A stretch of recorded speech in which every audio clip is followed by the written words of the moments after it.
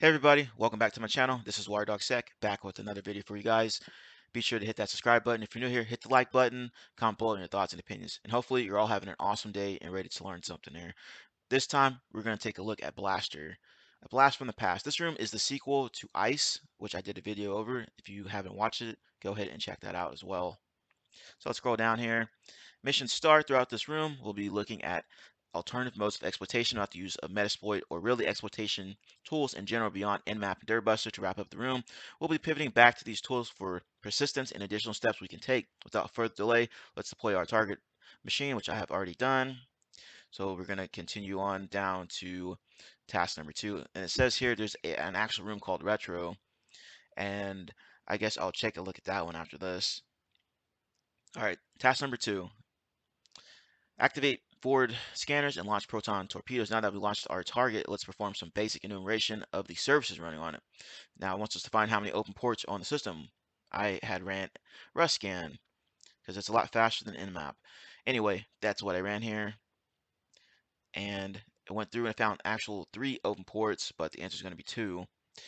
And I'm just going down here and see it's using Nmap scanning stuff here. Scrolling down, and it's got some information about the scan results. Port 80 is open, HTTP. It's got some other stuff, target name, retro web, etc., Microsoft IIS 10. So it's showing some pretty good information here. And I also tried to run Nmap on it, but it was taking forever, so I just went ahead and canceled it. I was trying to scan all ports, so maybe that's why it took forever. But going back to this, it wants us to take a look at the actual website, see what's going on there. And that's what I did, and it's saying it wants us to know tell them what the title of the page is. That's going to be IIS web or Windows Server there. And it says, interesting. Let's see if there's anything else on it. It wants us to fuzz it, and I went ahead and did that as well using derb or derby, however you want to pronounce it. And that's what I ran here using that word list here for small. It went through, did its thing. I believe this is actually still running, but it wants us to find that hidden directory. So just looking through this information here, found one here, this retro directory. So we're going to go ahead and take a look at that. So we're going to go ahead and type it in here. Whoops. Let's go back here.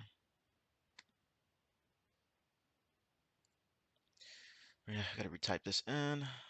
Nope, there we go. So it's going to take me to this hidden directory. So we're going to take a look around in here. And first thing we see here, Tron Arcade Cabinet by Wade. Who is Wade? It could be a possible username on here.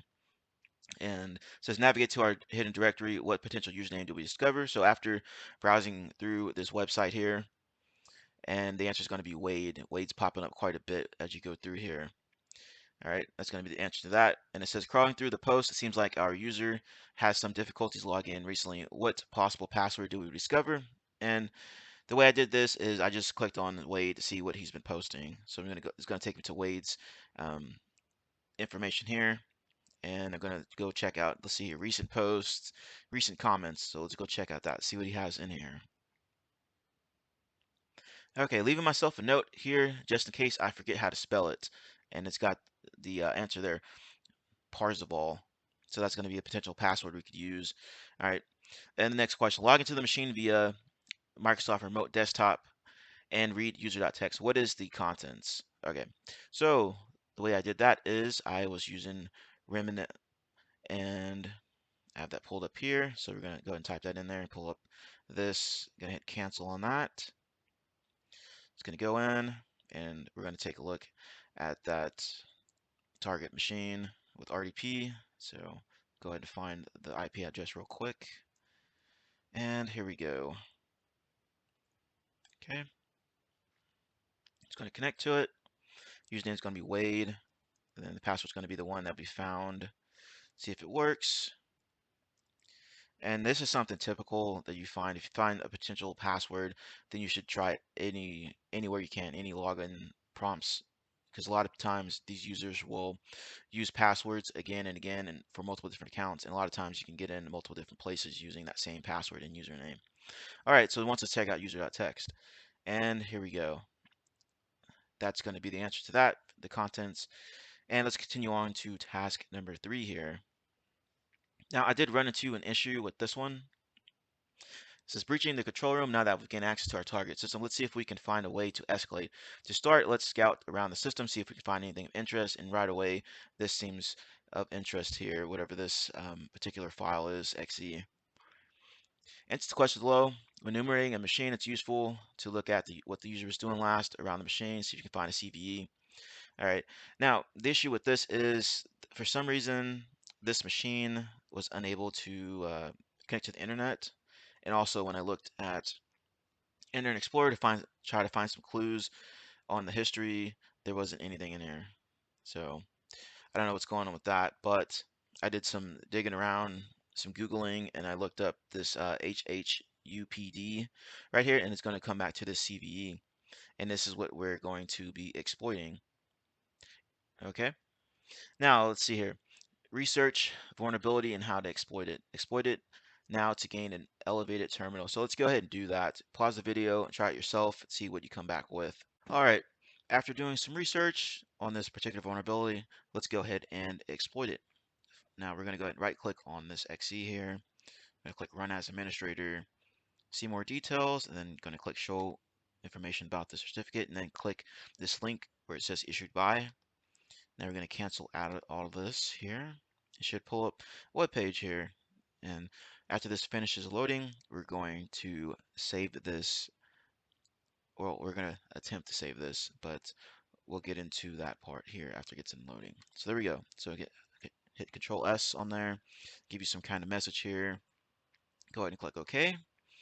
And then up here in the search bar, I'm going to type in CMD, and then bam, now we have elevated as administrator in the command prompt. Let's see here. Now that we've spawned a terminal, let's go ahead and run the command who am I. So let's go ahead and do that. Who am I? And there you go, NT authority system, and that's going to be the answer to that. Let's go ahead and type that out. NT authority system. Bam. Now that we've confirmed that we have an elevated prompt, read the contents of routes.txt on the administrator's desktop. What are the contents? Keep your terminal up after exploitation so we can use it in task 4. So let's go ahead and do that here. So we're going to hit dir, and we are going to cd into users. All right, and then we're going to find the administrators. So let's go ahead and do that. Okay, now let's find the desktop. CD into that, and hit dir, and there's the root. So let's go ahead and list out those file contents. All right, now in order to list out the file contents here, we're gonna type in type and then the file, and there you go. There's the answer to that one. You can also just type in root.txt and open up a notepad with it in there. So there's two different ways you can get to that file. So let's continue on to task number 4. Adoption into the collective. Now that we've thoroughly compromised our target machine, let's return to our exploitation tools so that we can gain remote shell access and persistence. Answer the questions below. Return to your attacker machine. For this next bit, since we know our victim machine is running Windows Defender, let's go ahead and try a different method of payload delivery. For this, we'll be using the script web delivery exploit with Metasploit. Launch Metasploit now and select exploit multi-script web underscore delivery for use. So let's go ahead and do that. Go ahead and cancel out all this stuff here. And let's go ahead and minimize this. All right, so let's just open up another tab here, and then let's get into Metasploit with MSF's console. Fire it up.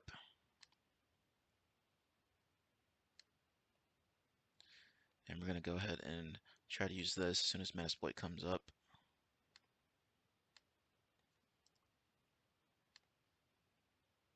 All right, now that Metasploit is up and running, we're going to go ahead and use that exploit, multi-script web delivery.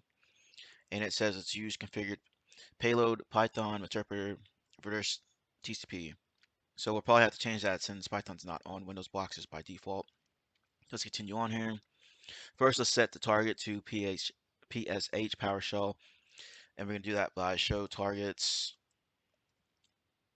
right? And then you want to set that. So we're going to use set target to number 2.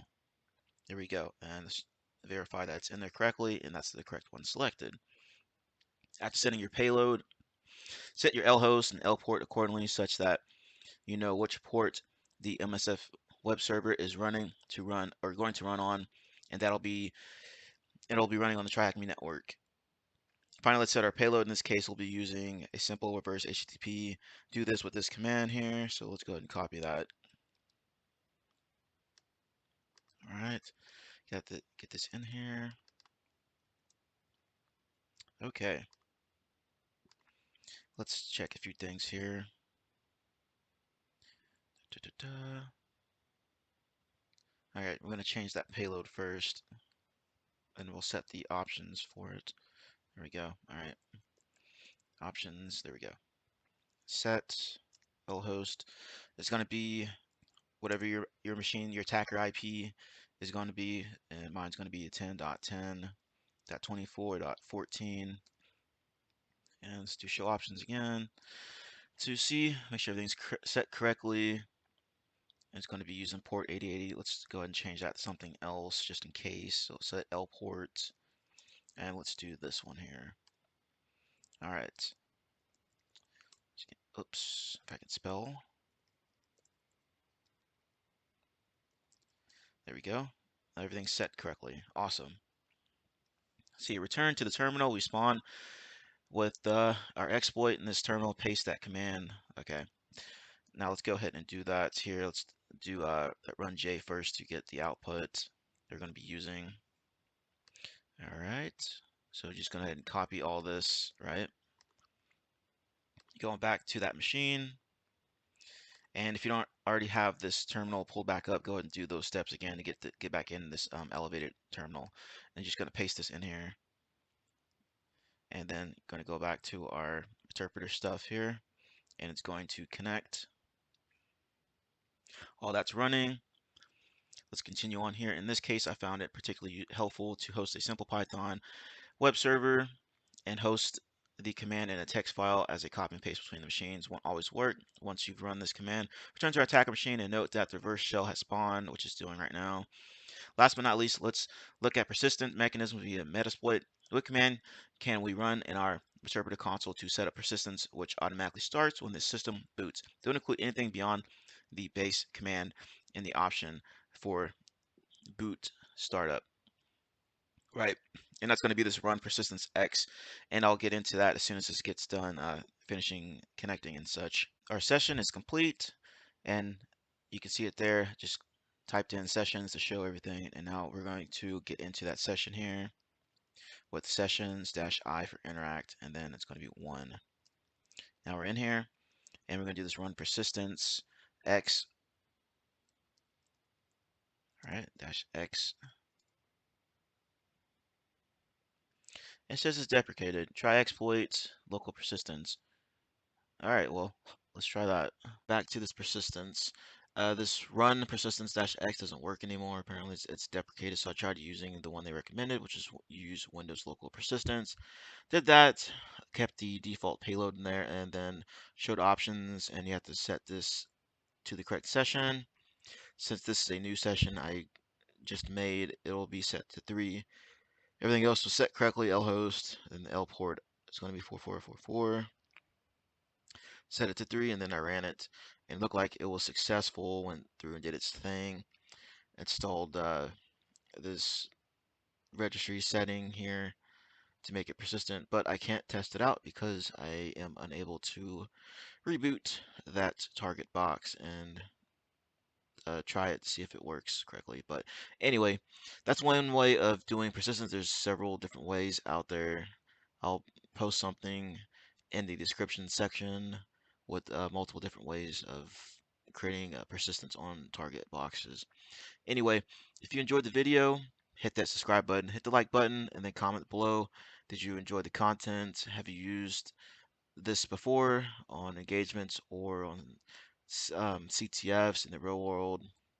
What persistence mechanisms have you used? Thank you for watching. Have a good day.